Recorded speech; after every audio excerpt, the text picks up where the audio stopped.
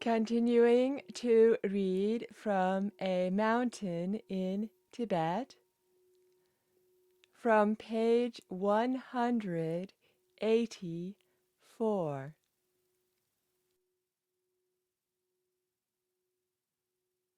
In April 1987, by which time I was more than a year and a half into my solitary retreat, I had a vivid dream about Trungpa, whom I hadn't seen since 1980. He was telling me to come to visit him at Karma Choling, his first U.S. center in Vermont. Some days later, I heard the news that he had passed away. At Karma Choling, on 4th of April. I had felt very good about that dream, and even more so after I heard the news of his passing. I believed then, and still believe, that our connection is very strong, that Trungpa and I have been together for many lifetimes.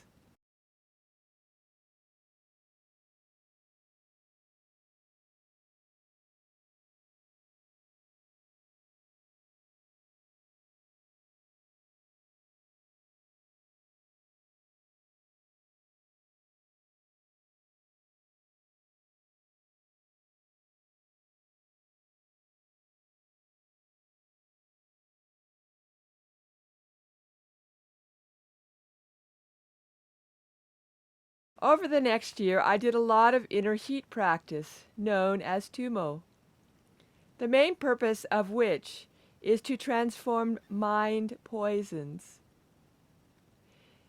These are called kleshas in Sanskrit and refer to emotional afflictions of anger, desire, jealousy, pride, and ignorance.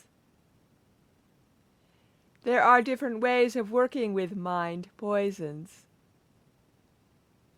One option is to try to avoid falling prey to them in the first place by practicing various skillful means that have mindfulness as their basis, paying close attention to our mind and not indulging in negative emotions. Another way is to take the negative emotions as our path, so not avoiding them, but transforming their energy as they arise. This is an advanced practice and is done by working with the subtle energies that move through our energy body via different channels and chakras. We purify them at their source by working skillfully with posture, breathing, and visualization. This is the method of Tumo. As a byproduct of this energy work, our body can become very warm, which is useful if one lives in a cold climate, such as that of Scotland or Tibet. I was single-mindedly focused on my practice, and I felt that I had managed to generate some warmth. When I told Lama Ganga about this, he said that my achievement was not a big deal. Many practitioners of old in Tibet were able to melt snow as they meditated outdoors in the freezing winters.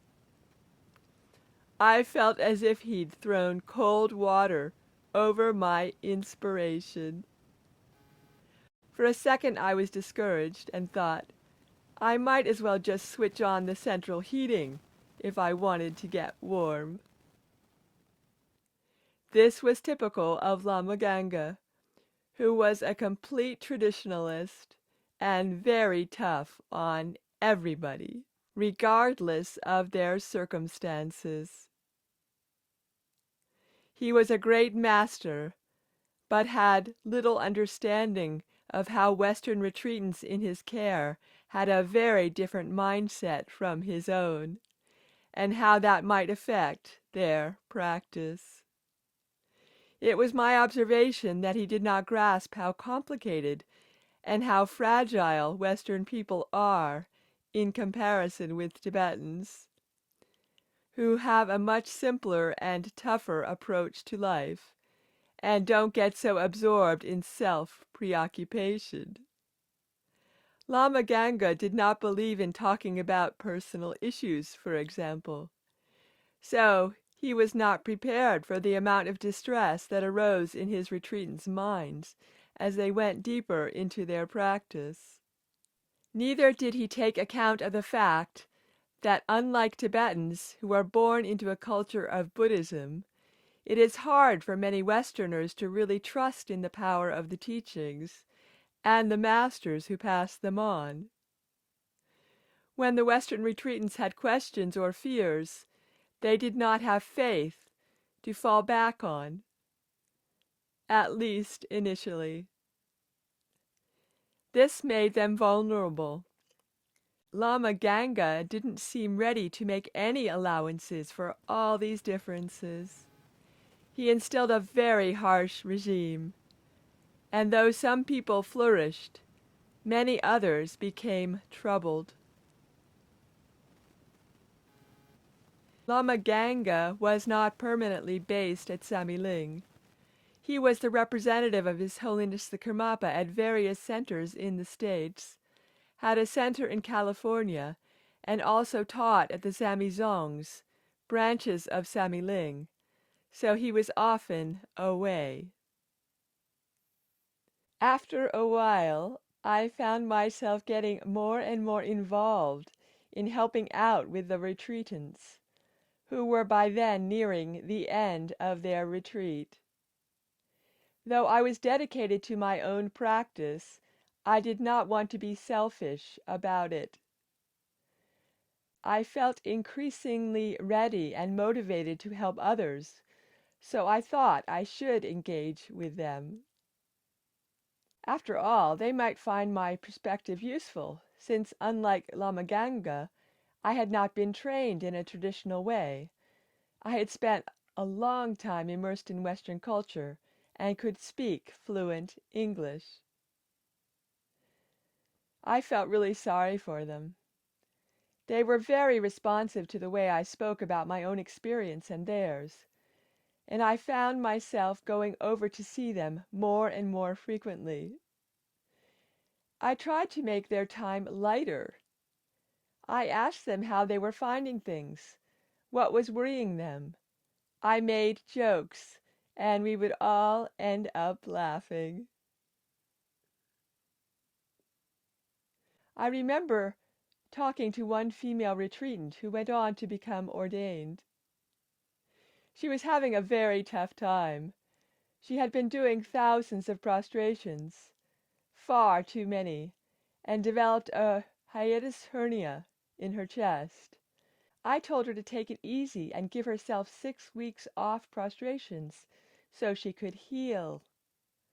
She looked doubtful, but I said to her, "You're not going to get enlightened in a big hurry, so take a more relaxed approach."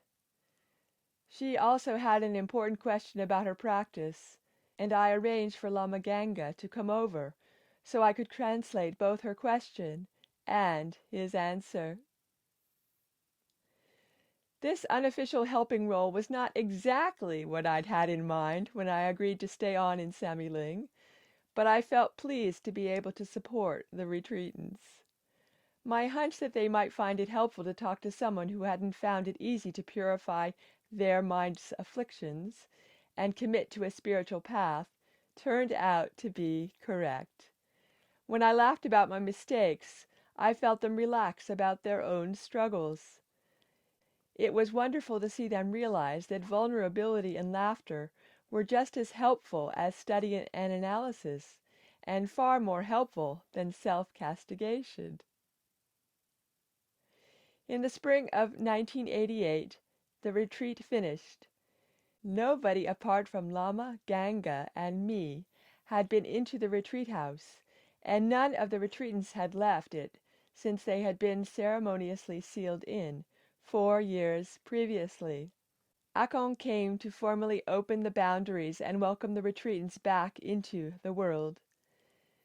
They looked a bit overwhelmed as I waved them off on their way down to Samiling to celebrate with friends and family.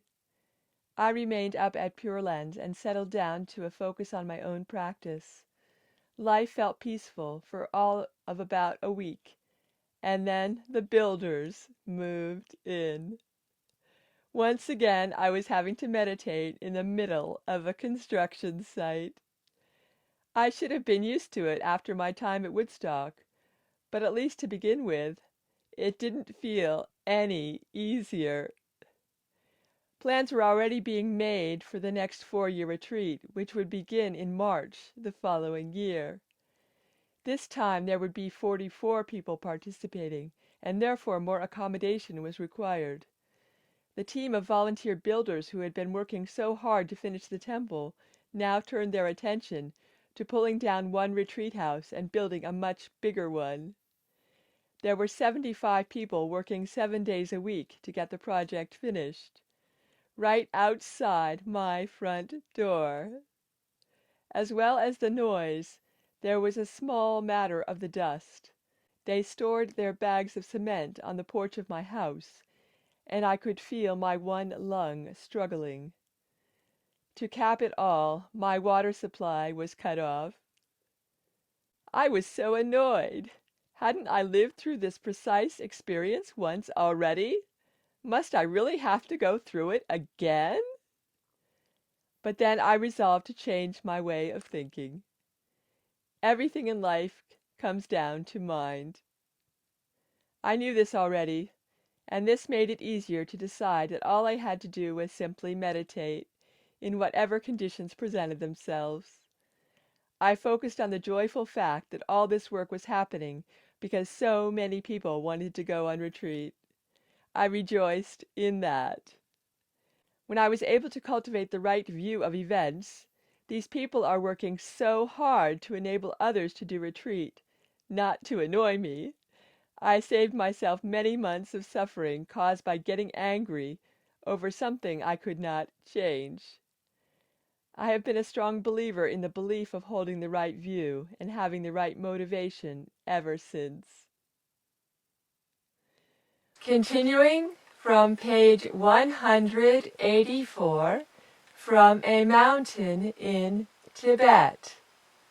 Yes, and once he discovered he probably wasn't going back, he probably had to write and tell Temple Kappa and let them know his retreat was still going to carry on at Sammy Lane. And it says when they started to move around and get kind of settled in, and then when the builders moved in, same that happened at Woodstock. Well, that was karma repeating itself. Yes. That's karma repeating itself. A test and then a test returns. Yep. Yeah, so what usually happens, karma's like that, it repeats itself, you know. Anyway, a lot of it can be purified too as well. But suppose that was it's good that he was able to help all the other retreatings. He was going through a bit of a hard time with a tough regime, Lama Ganga, you know. And as I say, it was a different thing altogether for people who are not used to the upbringing that Lama Ganga had. Yes. In Tibet. It's completely different. So it was good that they stuck it out because it was still there. So they did carry on, you know, regardless of their what they thought was a bit tough, you know. Yes. And I suppose it made a bit of relief too when Lama Yeshe came over and helped him a bit. talked to them and joked and had a laugh going, and maybe, of course, it was near the end of the retreat, so we were quite happy. Yes. We locked up for quite a while, you know. And then eventually, of course, Emperor Rinpoche had to come up and release them from their, what they call a prison. There's one time in Samuel Lane, you know, he was talking about it, building the retreat and the prison. Talks it as a prison, you know. And then his little boy turned and said, "Aye, and they're building their own prison." Oh. Yeah. Lots of jokes. Yeah. Yes. Yes. So that was what happened there. But there was lots of work to be done, and time limits were involved too, you know. So the quicker you get it done, the better, you know. I remember I was working up there. I dug for extension to the retreat. I dug a foundation out. After I did it, they decided to put them back further, so I had to dig it back in, fill it back in again, and start again further down the garden. Yeah. So there were lots of challenging jobs, weren't there, for everybody involved? Yeah. So the million Millarepa, you know. Yes. So that was some of the things that went on. But anyway, it's good.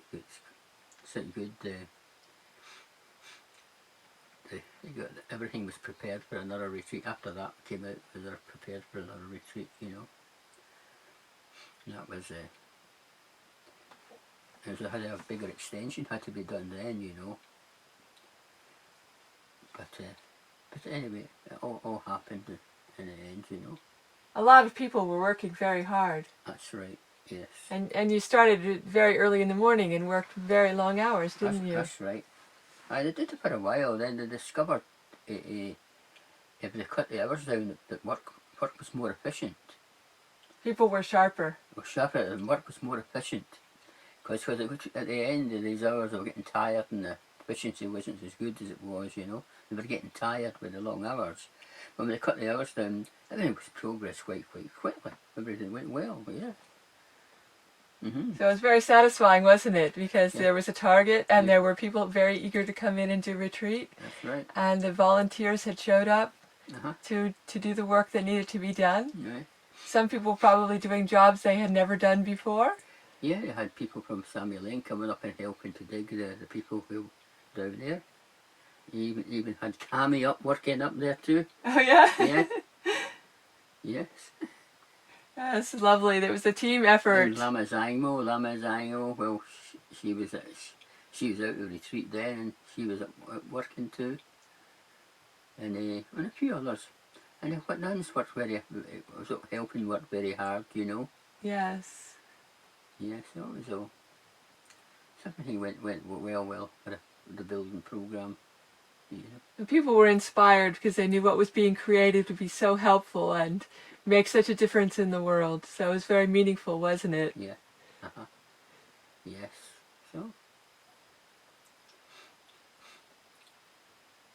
So it was the usual experience for Lama Yeshe to have. Mixers going all the time. And then the other mixers at Samuel Lane, I wonder who was responsible for that. You better say something. How will we know? Oh, that's right. Well, we'll see what happens. Anyway. Well, you were working there at that time. Yeah, yes. I was there, yeah. Lots of people here. There was lots of people there. Yes.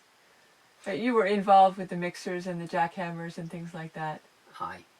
Yeah. But, so Lama Yeshe got to know you from that. Yeah, probably, yeah. Say, who is that person working so diligently? Yeah. Starting up so early in the day and working hours and hours and hours. Yes. He knew you before he met you. Yeah. And Rinpoche would wait for people coming up to work on the site, and to catch them who were latecomers coming up. Yeah, catch the latecomers. Tell them if you're late, you know, always watch you're late. So all these things happened with Lama Yeshe Rinpoche's awareness, but he was on the inside hearing the sound as the progress was made. Aye. And reached their target. Yes. So it must have been just so wonderful for everybody who helped. Aye. So when we were going in, they were still hammering nails and everything. Is that right? We were still going in, aye. They're still banging nails. So it was all non-stop, you know. It was very, everybody worked very hard, so they did. It was quite good. Yes. Yeah. So it was good that people like Sammy Ling all came up and wired in too, you know. Yes, it was a team effort. Yeah, everybody helped, you know. So that was good. Yeah. Dharma practice in action, right? Yeah. Building, doing whatever tasks were necessary. Yeah. Everyone doing their very best. Yes. Working very, very hard. Yeah. We had a course on it. It's called Meditation in Action. That was working on the building site.